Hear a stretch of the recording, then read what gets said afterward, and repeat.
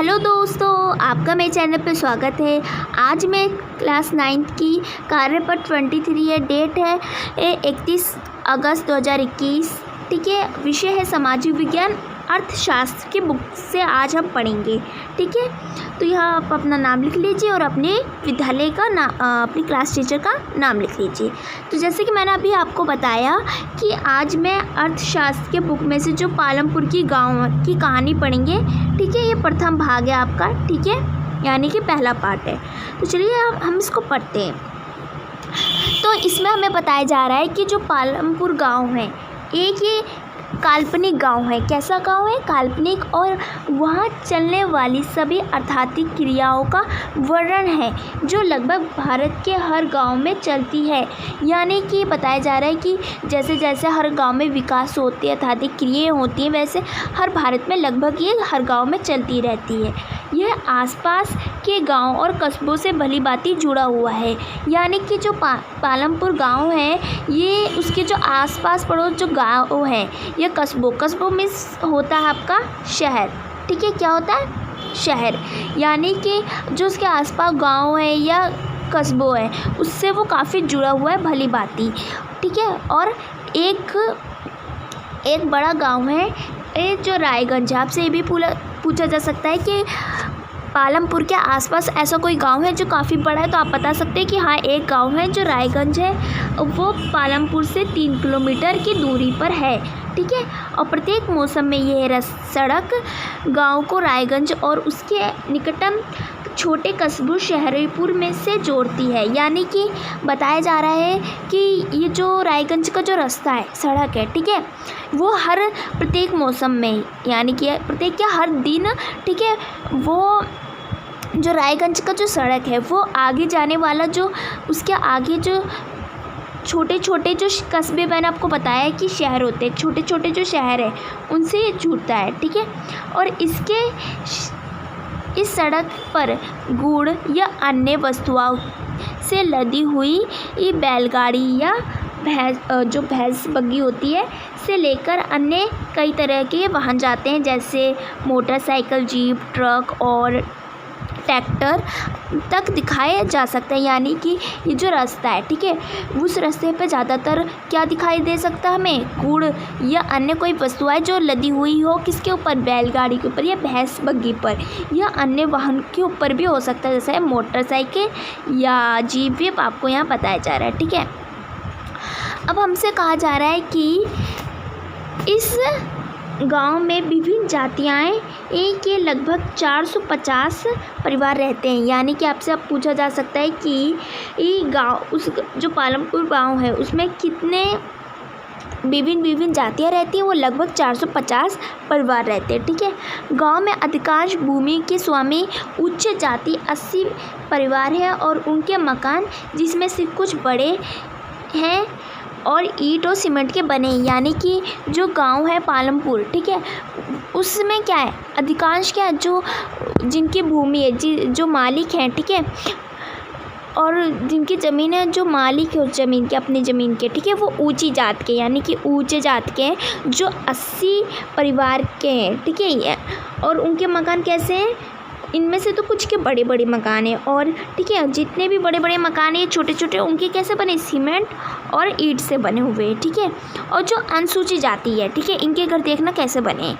अनुसूचित जाति है जिनके लोगों की संख्या कुल जनसंख्या 1/3 है। यानी कि जो अनुसूचित जाति है, इनकी संख्या 1/3 है, और वे लोग क्या करते हैं? वे लोग एक गांव के कोने में काफ़ी छोटे से घर बनाते हैं। यानी कि जो पालमपुर गांव है, उसके छोटे से साइड में किसी भी कोने में वो अपना छोटा सा घर बनाते हैं, जिसमें से उनके घर कैसे होते हैं? मिट्टी और भूसे के बने होते हैं। ठीक है, अधिकांश के घरों में बिजली होती है। यानी कि हमें यहाँ बताया जा रहा है कि ये अधिकांश के घरों में बिजली होती है, और खेतों में सभी नलकूप बिजली से ही चलते हैं। यानी कि जो खेत है, खेतों में जो नल चलता है, पानी चलता है, ठीक है, वो सभी बिजली चलते हैं, और इसका उपयोग विभिन्न प्रकार में भी छोटे छोटे कार्यों में किया जाता है। ठीक है, अब देखो, पालमपुर में 2 विद्यालय भी है। कौन कौन से?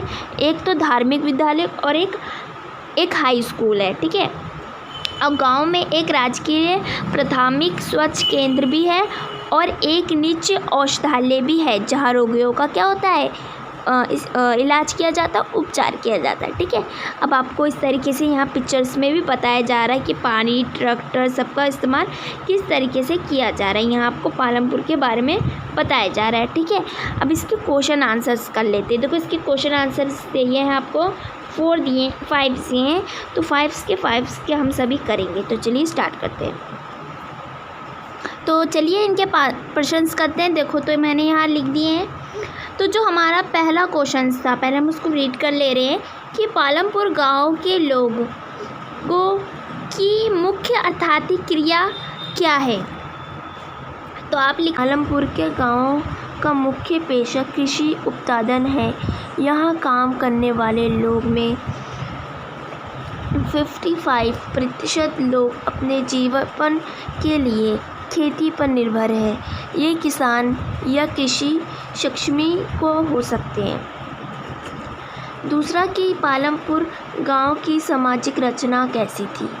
तो हम बताएंगे कि पालमपुर गांव में बिजली, पानी, सड़क, स्कूल, स्वास्थ्य सेवा, सिंचाई की सुविधाएं से संपन्न एक विकसित गांव है।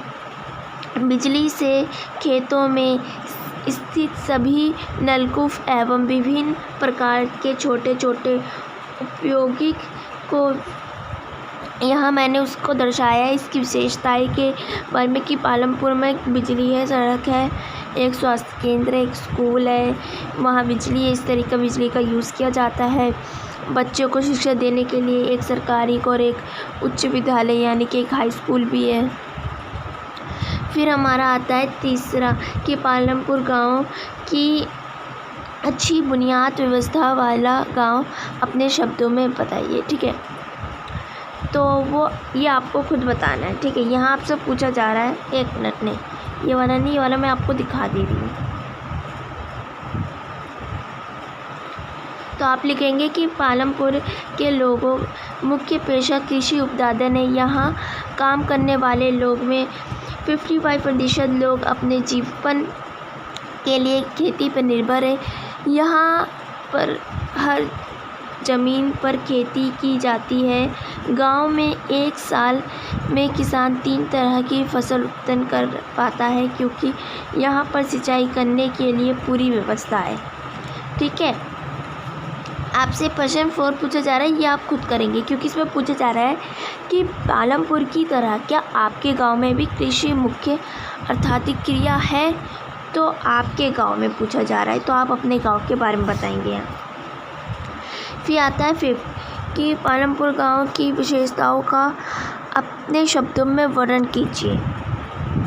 तो लिखेंगे कि भारत के हर एक गांव की तरह पालमपुर गांव भी मुख्य गतिविधि कृषि यानी कि खेती होता। मैंने किट में लिख दिया खेती, कृषि मीन्स खेती होता। ठीक है, इसमें से विभिन्न तरह की गतिविधि में लघु विनिर्माण, परिवहन, दुकानदारी आदि शामिल है। इस गतिविधि को गैर कृषि क्रिया कहा जाता है। पालमपुर के लोगों का पेशा कृषि उत्पादन है। ठीक है, तो आप ये को आंसर लिख सकते हैं। ठीक है, तो मैं दोबारा बता दे रही हूँ, ये मेरा पहले का आंसर था। ठीक है, और ये मेरा दूसरे का है एंड ये मेरा तीसरे का आंसर था। ठीक है, और 4 तो आपको खुद करना है एंड ये था मेरा 5। ठीक है, आपको पता चल गया है। एंड आगे जो है वीडियो को प्लीज़ लाइक कर दीजिए, सब्सक्राइब कर दीजिए, वीडियो अच्छी लगी हो तो शेयर कर दीजिए। Thank you.